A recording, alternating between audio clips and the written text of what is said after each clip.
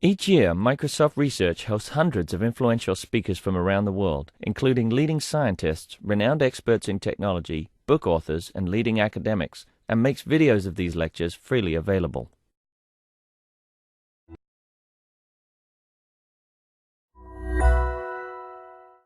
Hello, I'm Nicola Tillman in the RISE group at Microsoft Research, and it's my pleasure today to announce Arno Puda from San Francisco State University.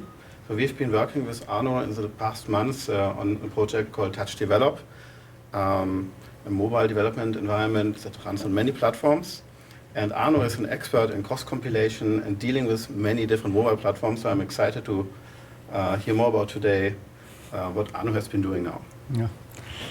Thanks, Nikolai, for the introduction, and thank you very much for inviting me to give a talk here. So the title of the talk is WebAppBooster, giving web apps access to your smartphone.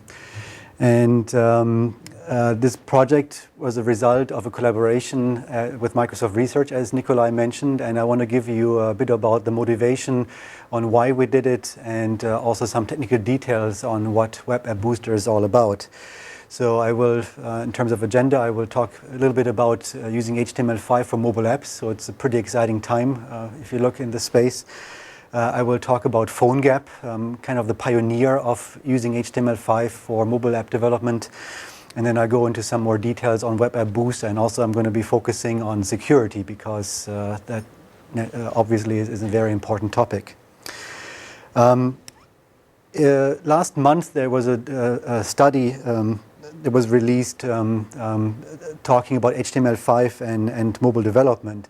And if you kind of look back on the history of using HTML5 for any kind of development, we had Web 1.0, which is basically using static HTML pages. I think most of us have used an editor to write your own little homepage. Then we had Web 2.0. I think Google really opened people's eyes by doing something like Google Maps that really showed people the potential of what you can do inside a browser, not just merely rendering static content like in Web 1.0, but actually have a very highly interactive application. And then now lately there's something that I call at least Web 3.0, so HTML5 going mobile. So you see actually more and more platforms that use HTML5 as a first-class citizen for writing mobile applications. So there was kind of like an early example that unfortunately didn't quite take off, WebOS from Palm and now HP. There's Chrome OS from Google. Mozilla is right now extremely active in this space. You may have heard of Firefox OS, so basically bringing the Gecko rendering engine of Firefox to a mobile device. So the entire experience of Firefox OS is in effect based on HTML5. So starting from the home screen, and they even go down to low-level system applications that are partially written in HTML5. Tizen, another example, collaboration between Samsung and Intel, bringing HTML5 to mobile platforms. And last but not least, Windows Phone 8 is also, and Windows 8 also have elected JavaScript and HTML as a first-class citizen. So if you look at the space with regards to who is developing in what language or what platform for mobile devices, there was an interesting market study that was released in January of this year. And the link you can see down here, Developer Economics, so they're like a market research company, and I would highly recommend you take a look at this study because it has some very interesting points. I'm pulling out two slides from this study, and the first slide here talks about the distribution of developers and for which platform they develop and the change within half a year. Well, first of all, you can see that the majority of developers do target Android. And it has grown from 68 to 72% of developers that were being questioned as part of the study that go for Android. The next, not much a big surprise, is iOS. Although they have seen a little bit of a decline, the study cites some changes, some shifts in Asia. Asia is heavily biased towards Android, so that accounts for the slight drop on developers for iOS. Now, summer of last year, middle of last year, developers were not yet asked about HTML5, so there is no comparison how this looked like back in the middle of 2012. But still, I find it very interesting that 50% of developers said yes, they also they also use HTML5 for developing mobile apps. And it will be interesting to see how then in subsequent months this changes. Well, the other platforms you can see is also less popular. The next one is Windows Phone, and then followed by some other platforms. But I just wanted to highlight that apart from the big elephants in the room, the iOS and Android, HTML5 has also become a premier technology for developing mobile applications. Now, the second slide I wanted to cite from this market study deals with some thoughts about using HTML5 for mobile applications. And first of all, the developers were asked the reasons for selecting HTML5. And the number one reason for using HTML5 is cross-platform portability. I mean, it's pretty well known that mobile platforms become these walled gardens where also the owner of that walled garden have a strong choice on what technology should be used for this mobile platform.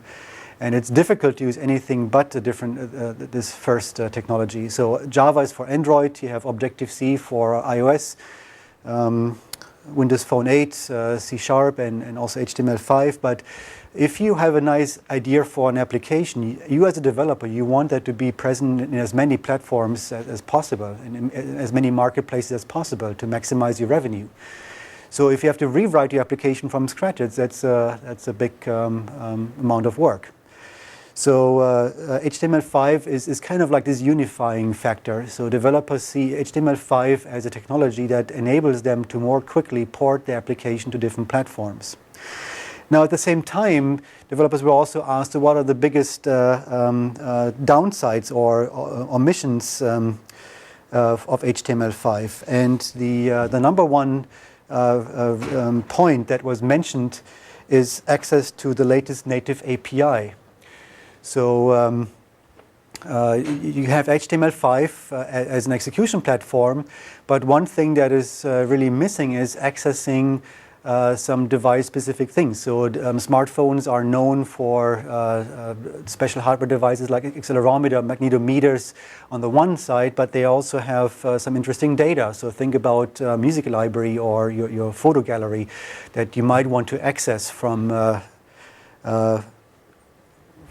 your application. So if you run inside a web browser, you're sandboxed and you do not have access to this API. So that's kind of like the landscape as it is of today. Now I want to give you some examples of some of the advanced web API that is currently developing also under the umbrella of W3C. So it's kind of amazing to see how the web is developing to kind of cater to these needs. So there are a slew of new API that are currently being standardized by W3C, and I'm sure you have seen or at least heard of many of those APIs. So like for multi-touch, you have API by now, WebSockets allowing bidirectional communication, you have web workers allowing some parallelism in web applications, WebRTC, real-time communication, and there's even a new standard for accessing near-field communication from web applications. Now I wanted to give you two examples because these are like cutting-edge APIs that are still in the process of being standardized. And the first one is called Web Intents or Web Activities. So the intent activity paradigm has been introduced by Android, and it's basically a late binding mechanism where one application can make use of another application's functionality. So a nice example is if you want to pick a contact from your contact list. In Android, you send an intent that will be answered by an activity inside the Android platform. So it enables more code reuse and makes this late binding mechanism easier. So now there's something called web activities, and Mozilla right now is pushing this very heavily for their Firefox OS platform. And I have a little code snippet on the bottom here. You can see how this looks like. So there's a new browser object called mods activity. You can instantiate it, you can give it a name and some additional data like MIME types. So essentially the code snippet I have here on the slide, what you want to do is you want to pick images, and you specify, well, you're interested in PNG and JPEG images, and then you can fire this mods activity.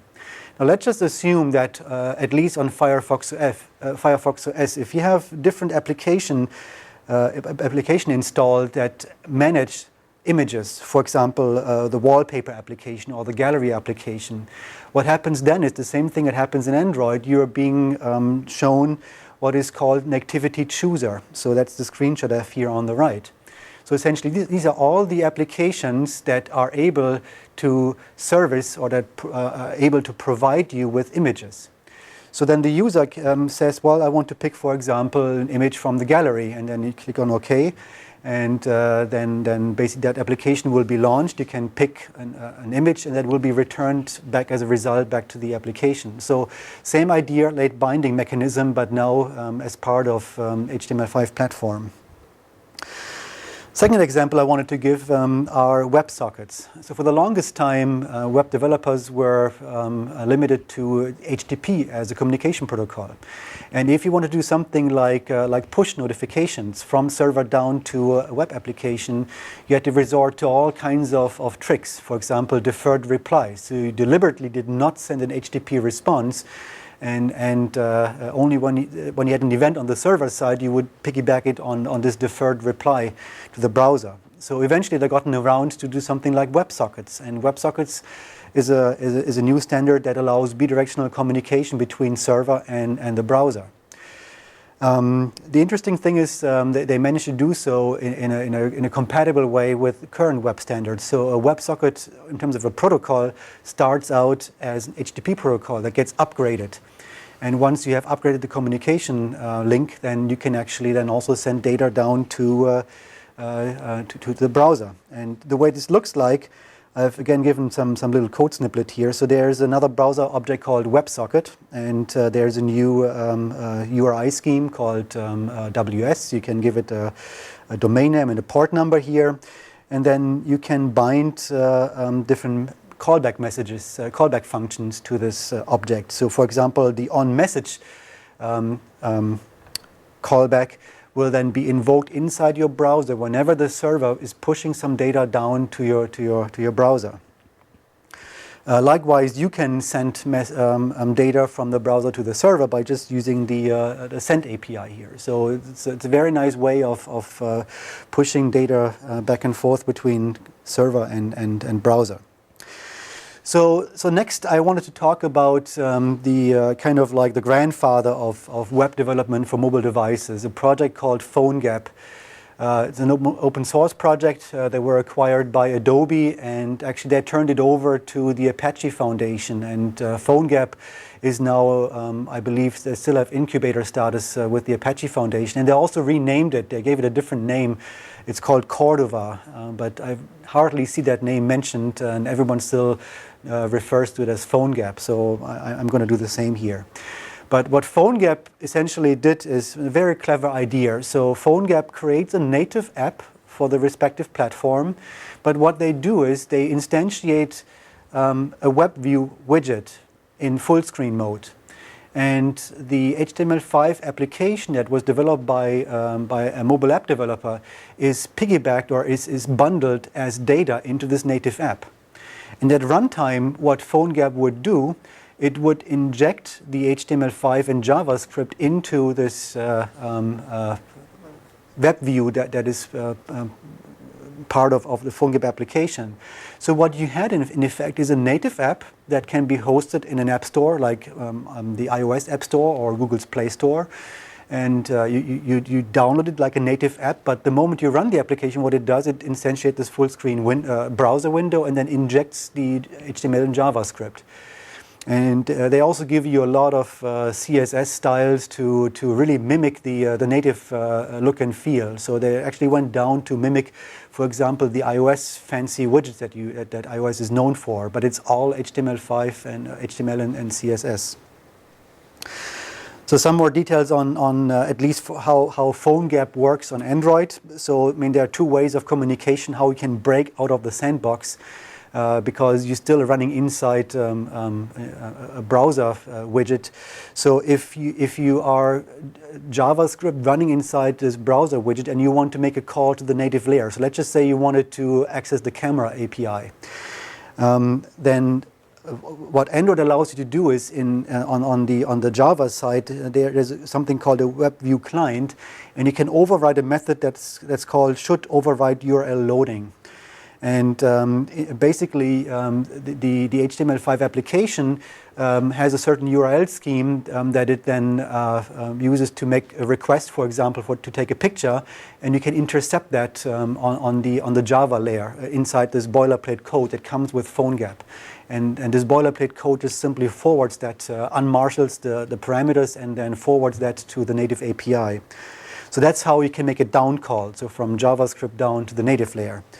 Now, an up call is even simpler. The web view has something called a method called load URL, and essentially you can just inline your JavaScript code that is being executed in the context of your application.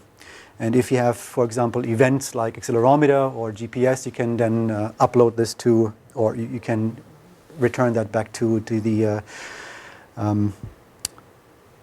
application running in your web view.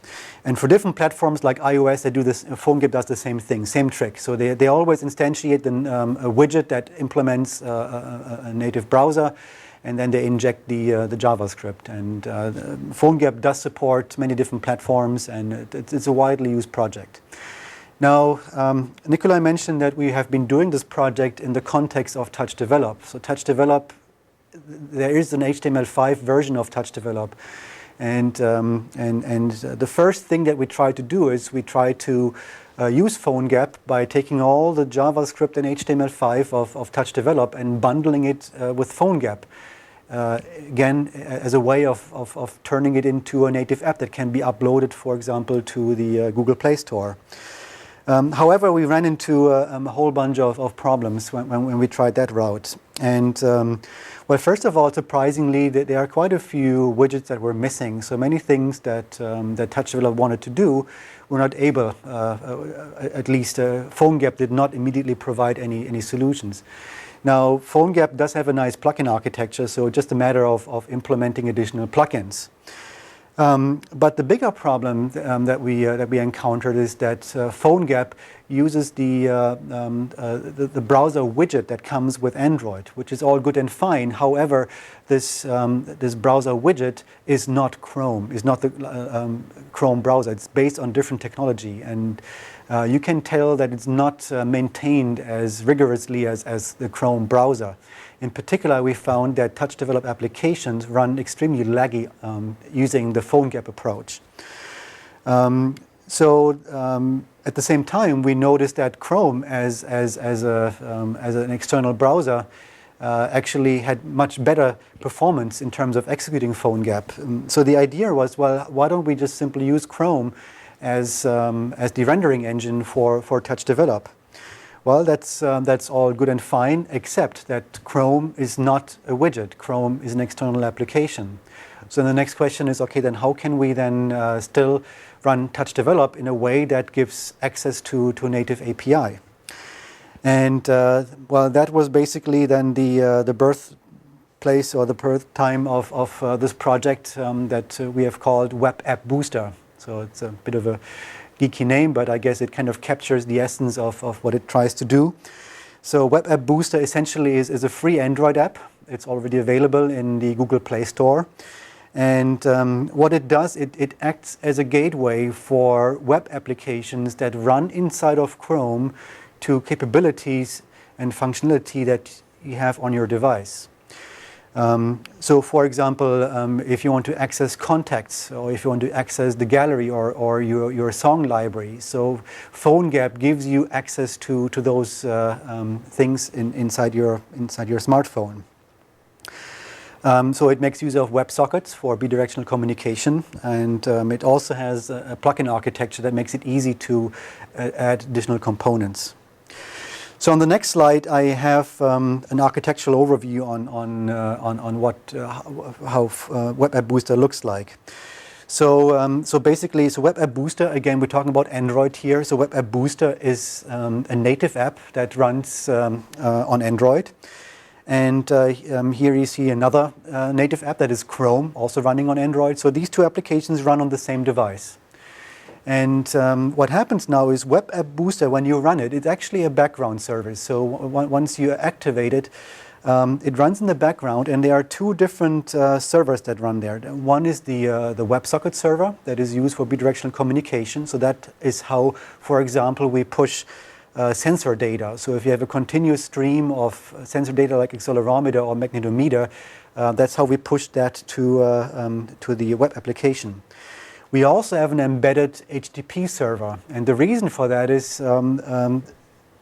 we use the HTTP server for returning more volume data. So for example, if you want to return an image over to your application, we could have done this also using the WebSocket server here by doing data URL encoding, but we found that was too inefficient. So it's much more efficient if you actually return this data via an embedded HTTP server. But the idea is then you have Chrome, you visit an external web page, for example, like touchdevelop.com, which is like a web app. So you first, in step number one, you download all these HTML and JavaScript. It belongs to the TouchDevelop application. And then there's some JavaScript code that's similar to the code snippet I had earlier, that opens a WebSocket to the WebSocket server that is owned by TouchDevelop. And then there's a protocol that the web app can talk to WebAppBooster in order to accomplish certain things. Now, obviously, security is of big concern here because if anyone could just simply connect to this WebSocket server and then start pulling down your contact information, that would not be a good idea. And we have taken a lot of steps to ensure this doesn't happen, and we'll talk through that in a second. A question, yes? Have you tried that approach on other platforms? I know that, for example, with Windows Phone, you will not be able to expose an HTTP server or a WebSocket server. Yeah, so the question is if we have explored the same approach for different platforms, and questions are often for iOS or Windows Phone 8. And well, yes, we have explored it. However, it is not possible, for legal reasons, not for technological reasons. So iOS, for example, does allow background processes. So again, WebAppBooster is a background service. It runs in the background. And iOS does allow background services, however, only for very limited kinds of applications. So for example, for voice over IP applications or for media applications that play music in the background. So something like WebAppBooster would not pass Apple's review process. And Windows Phone 8, I believe it's similar, but you guys probably know better. So I don't have a live demo, but I do have a series of screenshots that give you kind of a flavor on what it looks like using WebAppBooster on Android. And well, if you download WebAppBooster from Google Play Store, then you have to explicitly enable it, so it's an opt-in thing. So also to be very clear that you know what you're getting there. And initially, so that's the overview screen of WebAppBooster. So initially, there is no application that uses it. So there's no connection. So next, and from this point on, WebAppBooster runs in the background. So then you can switch to Chrome, and you can visit a web application that makes use of WebAppBooster. So I wrote a little demo. So there's also domain webappbooster.org/demo. So that gives you kind of a nice way of testing WebAppBooster, also to see how it works. So there's like a little web interface where you can just simply select what kind of action you want to perform, like accelerometer or pick a contact. So the very first thing that the web application has to do that wants to use WebAppBooster is to request permissions. Again, you don't want to have uncontrolled access to all kinds of sensitive data, but you want the user to be aware of what is happening, also that the user has to give explicit permission. So this little demo application, you can have a button here that says request permissions. And then what happens here in the next step, if you click on this button, so there's a little dialog that pops open where the user is being prompted, okay, so there's a website that is called WebAppBooster.org, and it requests these kind of permissions here, so access to all different kinds of data. Do you allow this once? Do you always allow it, or do you reject it? So the user has to make a choice. Now I do want to point out one technical detail at this stage here, and this dialog, modal dialog that you see here, this is not part of the Chrome application. What happens here is the web application sends a request for these permissions to the background service that is implemented by WebAppBooster, and then WebAppBooster opens this modal dialog, but it's able to do so overlaying this modal dialog over the Chrome browser. If you look carefully, you can still see this darkened background. So actually, this modal dialog here is overlaid over the Chrome browser, but it was not opened by Chrome. It was opened by this background service. You may say, well, this is also a kind of an interesting feature of Android that I dug out in terms of API feature, that the background service is able to overlay something over the current application, but it is possible using official Android API. So it's not a hack. If someone is interested, I can explain how this works, but just to be clear, there is no way to tamper with this. So it's not like part of some JavaScript where you might do things differently, but security is guaranteed by this background service, so there's no way how the web app can manipulate this dialog here, at least if you trust WebAppBooster as an application. So let's assume that the user gave permission. So you say, okay, I allow this application that runs on this domain to use these permissions, and then you can start using the API. Before I do that, if at this point you switch back to WebAppBooster, you can see there's one active connection. So you can also see the list of domains that have currently open connections to WebAppBooster.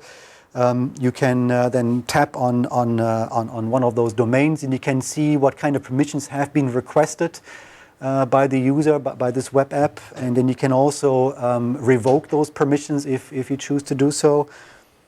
But I guess the more interesting thing is, let's go back to Chrome, because now you have permission to use different API. And so what I'm doing now is the web app now requests or says, okay, let me pick a contact from the user's contact list. And same thing, so the request is being routed via the WebSocket to the background service. And similarly, what I mentioned before, with this dialog that pops over the Chrome, the same way now I create an intent for picking a contact, but I do it in such a way that it overlays the Chrome browser. So what you see again here, you can see just barely in the background, you can still the Chrome browser, but then the white window that you see over here, that is the activity in Android, the standard dialog in Android that lets you pick a contact. So my demo device, I have 2 contacts here, and then if I pick one of those contacts, then the background service sends a little bit of JSON back to the web application, and what the demo app just simply does, it just simply logs out this JSON code here. So that's kind of like gives you an idea on how WebAppBooster works, and we already do support a bunch of APIs. So context is one. We do support several sensors, so accelerometer, gyroscope are supported. We support media, so you can browse all the MP3s that are stored on your device. You can play media. And we also, there was one more, gallery. So we also allow you to browse the gallery of, and also taking a picture is also supported by WebAppBooster in the current version. Okay, let me switch back and show you some more internal details on WebAppBooster. So here is essentially, if you wanted to make use of WebAppBooster, here's how you would do it. So you would just simply create a WebSocket, and you connect to a WebSocket that runs on localhost on port 8042. And if you don't get a connection to this port, that basically means that WebAppBooster either is not installed or has been deactivated.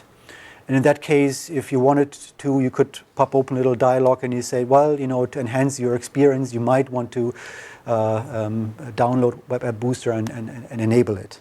But if this connect succeeds, that means that you are running WebAppBooster on the device and you can make use of enhanced capabilities. Now, you have to do through an authentication authorization process that I'm not showing on this particular slide here, but once you have authenticated and authorized the connection, then you can start making use of additional features. And what I do here is I show how you would start the gyroscope, for example. And so there's a bit of JSON, and you just have an action that's called start gyro. You have to give every request a unique ID.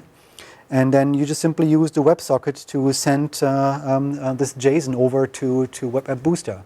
And from then on, you will get a continuous stream of gyro data as the built-in sensor has updates. And as I mentioned before, there's this on-message callback that you can hook into. And if you see the same message ID for the response, so 42 here that I use also for the request, then you know that you've received back some gyroscope data. So some more details. So here, if you wanted to extend a new plugin, so I mentioned before that WebAppBooster does have a plugin architecture. So there's a base class called plugin in the Android source code. And each plugin has a life cycle. So when the first web application connects and uses this plugin, there is an onCreate.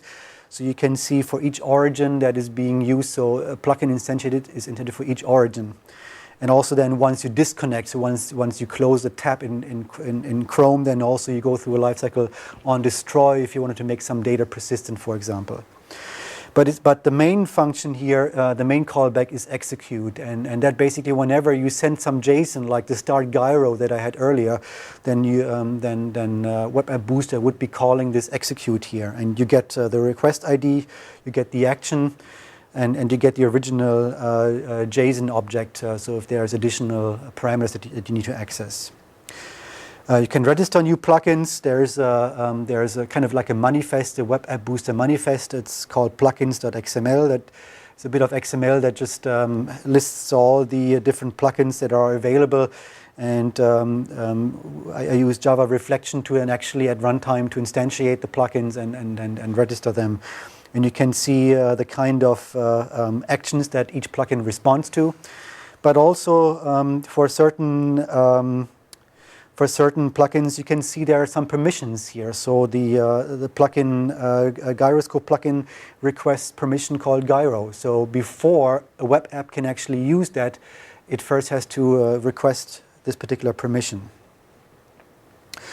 So I mentioned that we did this project as part of the Touch Develop project. So if you are a Touch Develop user and if you wanted to actually give it a try on Android, so what you can do is you can on your Android device first from Google Play Store, you have to download and install WebAppBooster. It's a free app again, and once you have downloaded it, you can then switch back to Touch Develop. And here's like a very small script that gives you an idea on how this works. So essentially, what you see in this little box down here, you see a Touch Develop script that if you run it, you can see it uses the social API, choose contact.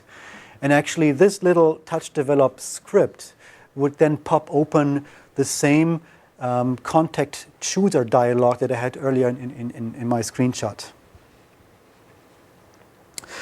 So I wanted to spend some time to talk about security because that is now the big thing that I mentioned is important, but I really haven't talked about at this point. And I wanted to explain what we have done in terms of security. So first of all, there's authorization, there's authentication. And authorization, we have seen the permissions dialog. So before a web app can use certain API, it has to request permission to do so. So that's the same model that Android does, so that at install time, there's a dialog that pops open, and the user has to say yes or no if you want to give that web app these kind of permissions. So that's all good and fine. The more difficult part is the authentication.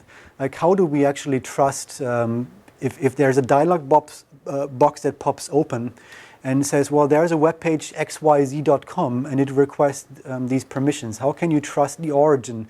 How can you trust it actually the domain that is mentioned? So basically the screenshot I had here, so WebAppBooster will take the origin of the URL that's also given to you as part of the WebSocket protocol, and it says, okay, so there's a web page or web application called webappbooster.com.org, and do you give this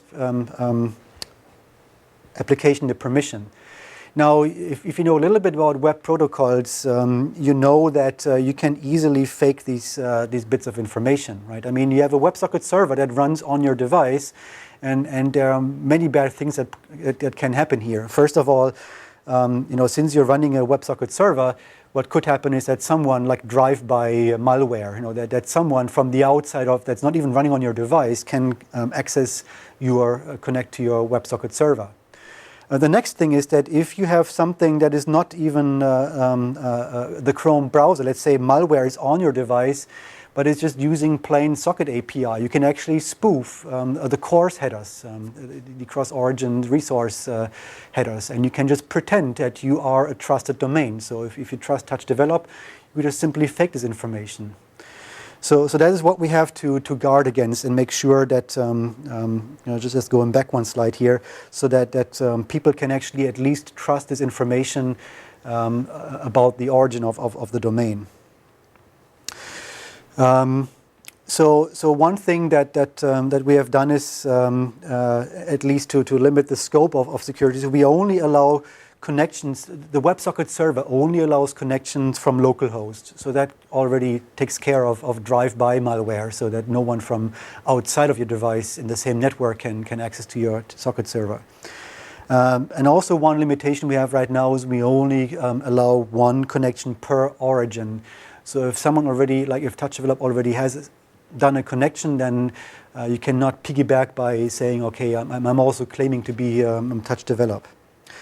But an unsolved problem, again, is the faking of course headers. And I want to go through the protocol that we've implemented to explain how we take care of this particular problem.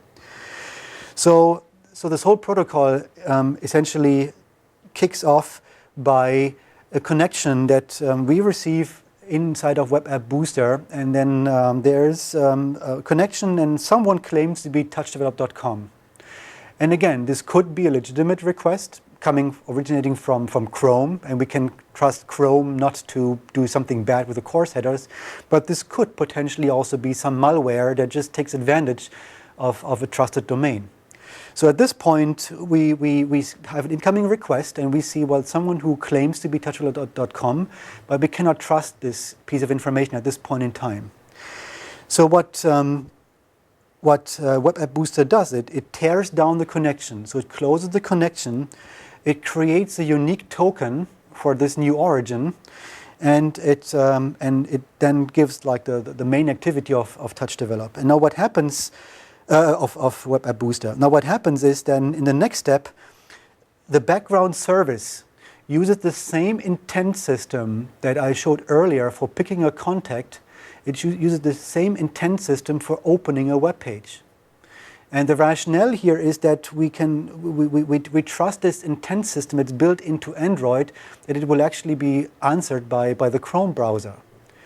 And what you can see in this intent for opening a web page, what we do here is we have the URL. So we say, okay, someone who claimed to be Touch Develop, okay, then let's go to this web page. And we also append the token that we created in the previous step. Now, if you know a little bit more about Android development, what you can do is, if you have multiple applications on your Android device that are able to open web pages. So let's just say you download Opera or Firefox for Android. Then you have potentially multiple browsers that can respond to this intent. What happens here is the same thing I mentioned earlier for the mods activity. So you have something called an activity chooser, where the user has to then say, I want to use this application to open this URL. So if you wanted to intercept this, like if you were malware, what you can do is you can you can say, okay, malware, and I'm also able to open a web page, and then, but the user will have to click on a button here. So, and for the built-in applications like Chrome and then also additional third-party application like Firefox, people trust that.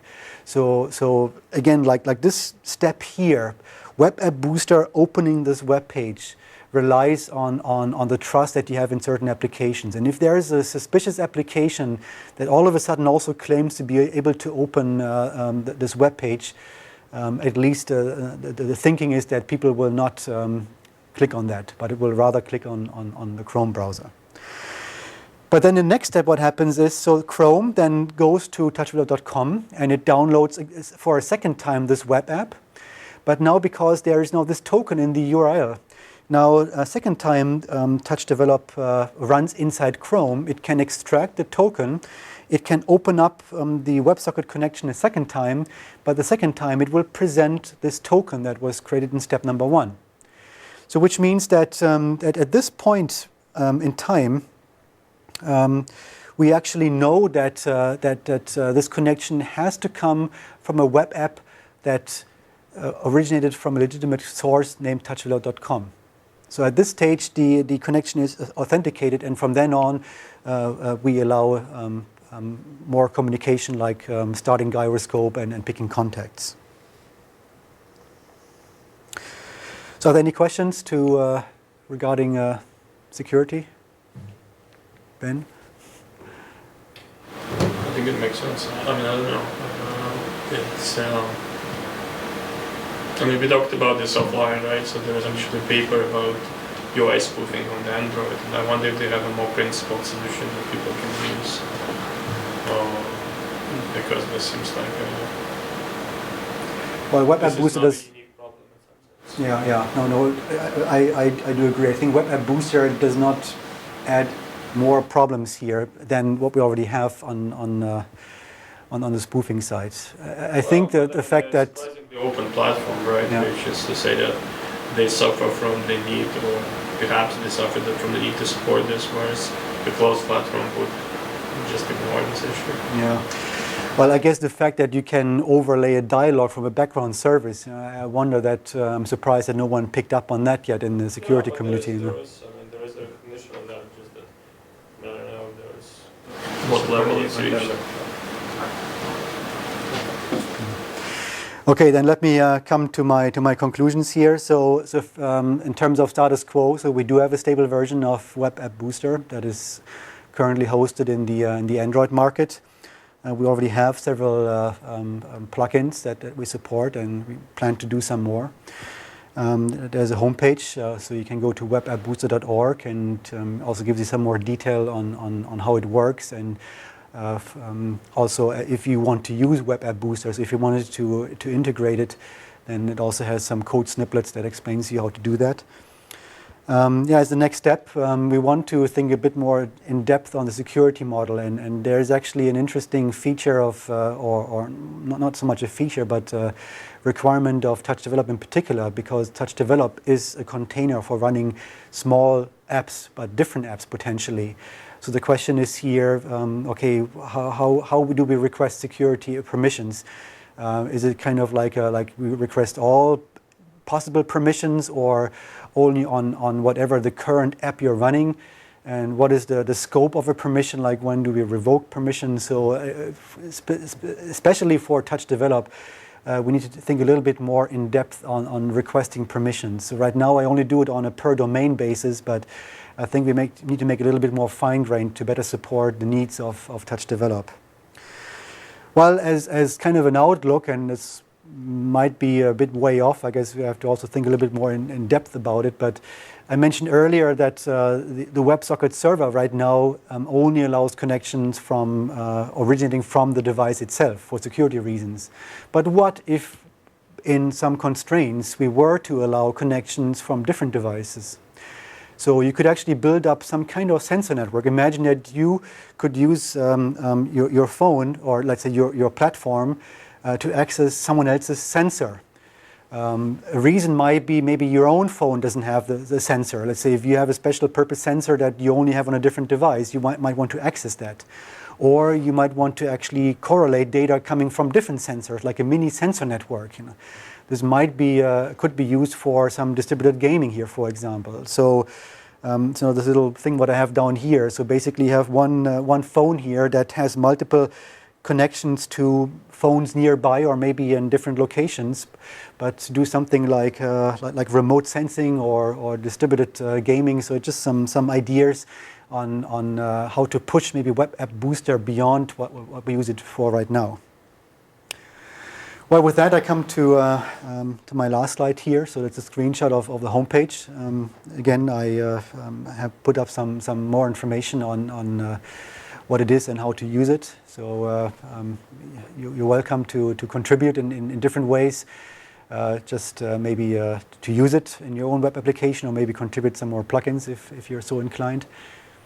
But with that, I would like to conclude, and thank you for your attention.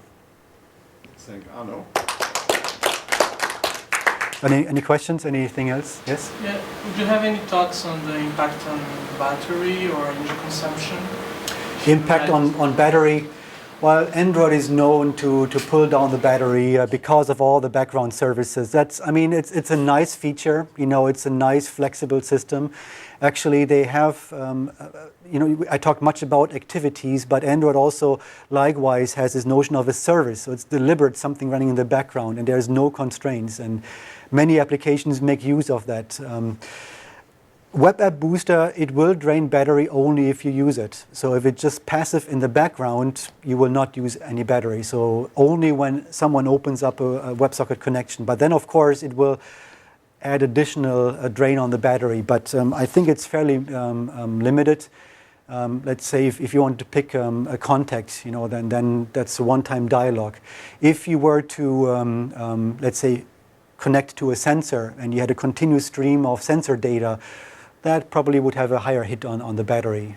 So then am I able to tweak the sampling rate, or how many times? Yes. So on Android, when you register for a sensor, you can say what sampling rate you want. So if you're only interested in orientation changes, you don't need 100 Hertz. You just need 4, 10 Hertz. Is there a need for such a thing for Windows 8 at all? I think Windows 8 has HTML5 where you can get sensors and everything properly. No. Unless you write it as